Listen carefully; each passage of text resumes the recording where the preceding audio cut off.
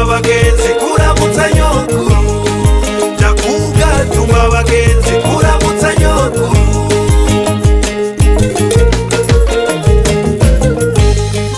Aho hambere bagenzi bari baciye ubwenge, aho hambere n'ukuri bari baciye ubwenge.